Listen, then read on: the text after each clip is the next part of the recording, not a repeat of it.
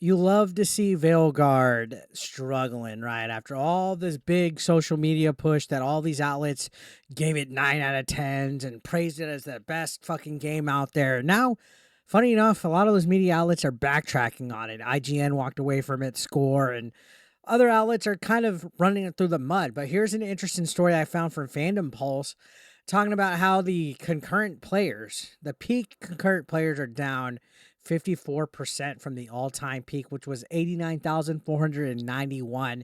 This game failed to hit 100,000 concurrent players on Steam launch weekend, which was an epic fucking fail. It struggled to get 1 million sales sold. It didn't even get nominated for a Game of the Word nomination or any kind of significant nomination. I think it got one, and it was for accessibility. So that tells you how much of a failure this game got. So it says the most recent 24-hour peak concurrent player count for Dragon Age is down 54% from the game's all-time peak. According to the Steam database, Veilguard's most recent 24-hour peak only hit 40,974. That's a decline of 54.2 from the all-time peak. Holy guacamole, is the player base dwindling. And this is after we've heard rumors of over 30,000 units being traded or being returned, them struggling to get sales. They're not going to achieve what they need. I think they need a 4 to 5 million profit, like sales, to even profit off of this game. So it's safe to say EA and BioWare, while the result, I've saw Wokies coping over it. Oh, well, it's not as terrible as people are saying. The Rage Bait Grifters just wanted it to fail. No, it absolutely was a financial flop. And the game was fucking cringe. Next to nobody had anything good to say about it except the shill critics that are paid fucking shills. And even then, they're backtracking now. Look at the user review scores and tell me with a straight face if this game was a Game of the Year candidate and a good game. You'd be lying. Now, continuing on, this says, not only has the game seen its peak player count significantly decline in its second weekend on Steam, but over half of the players on Steam still have not completed half of the game. So this means people are literally playing for a couple hours and never going back. Never going back. And then an even bigger assortment of that are not even getting to the halfway point of the game. A previous report from a week ago noted that only 42.1% of players had achieved the Part 7 Fire, Feather, and Fade achievement, while only 28.8 had acquired the Part 8 No Sacrifice Greater achievement, and finally only 8.2 had achieved the Part 14 The Dreadwolf Rises achievement. Those percentages have moved, albeit marginally. Now 49.8% of players have achieved Part 7. So you can see these are all the parts of the game. And Part 7 only has 49% of the player base.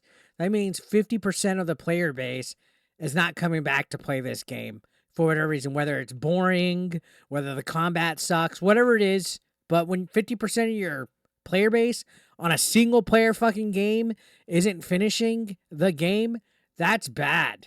Now, I've seen with GTA 5, huge chunk of the player base still hasn't even completed the game, but that's different because there's still GTA Online and there's still other things that you can do besides single player mode. For Veilguard, this is all they fucking had. So to see people tuning out, not even wanting to complete the game, that's pretty fucking sad. That's actually really sad. So this says, while peak player numbers are down on Steam, the game does not appear to be making any headway on consoles. The game debuted in 40th on True Trophy's weekly top 40 PlayStation chart. It moved up slightly to 37th in its second week. The site has not released its data for the game's third week as of writing, so yikes. It was debuted at 40 in the top 40, went to 37, and now data still hasn't been released as of this recording or this article. Now it says on Xbox, True Achievements reported the game debuted in the 25th position, and in its second week moved up to 24th. As of this writing, the third week data has not been released. Developer BioWare did release a bunch of stats for the game in a thread on X, but it did not include any player numbers at all. A rumor from YouTuber Smash JT from a source within BioWare claimed the game did achieve 1 million units sold, and this was part of the rumor right here, saying they've been informed by their source at BioWare that they've updated over the weekend. It's sold over 1 million sales. While they personally still have doubts to this number based on the surrounding circumstances, they wanted to pass the info in the interest of full disclosure to all. So they still really haven't made a marketing push for this game, even if it did do a million here. And then apparently they're opening an investigation into the leaks that are giving Smash JT and Endymion information in regards to the sale data of this. This happened last week. I wanted to touch on it, but we didn't. But apparently all this inside information that Endymion and Smash JT are receiving is spot on, which is interesting if they have a mole in BioWare giving little inside details on just how bad this game is really doing. If it's barely crossed over 1 million sales sold and it took them 3 weeks just about to reach that, that's bad. Now, okay, good. You got 1 million copies of a game sold, but at what cost is it going to affect the company? Are you going to be able to profit off of it? You're going to make your budget back? Are you going to even have another Dragon Age game? I don't know. And now apparently your player count is dropping by 54% within 3 weeks.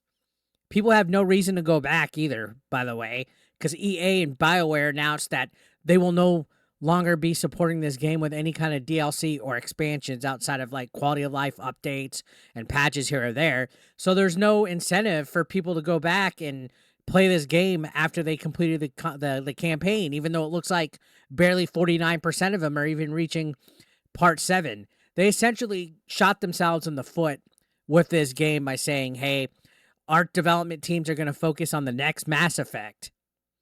We're not going to support this with any expansions, no notable DLC. In a game like this where there's potential for tons of DLC, tons of expansions.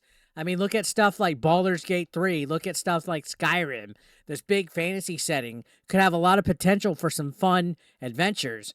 And this was one of their biggest releases of the year, and it's fallen flat of expectations. If it sold way more than 1 million units, let's say it did 5, they would have supported it with some DLC or an expansion. They would have been supporting it like gravy. But no, that to me is a sign that it didn't do as good as they had hoped. And now they're like, you know what? We're going to move to Mass Effect, and we'll see what happens with that. So, yeah, the player base is leaving. It's bye. You know what I mean?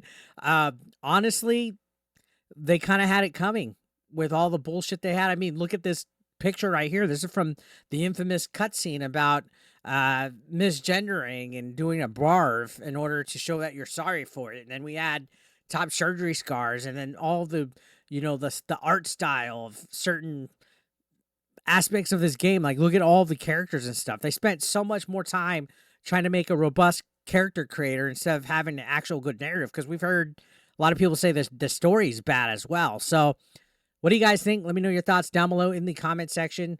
Love for you guys to say your thoughts, and subscribe if you haven't. Hit that subscription button. I'll see you on the next one, guys. Thank you so much for watching. Take care.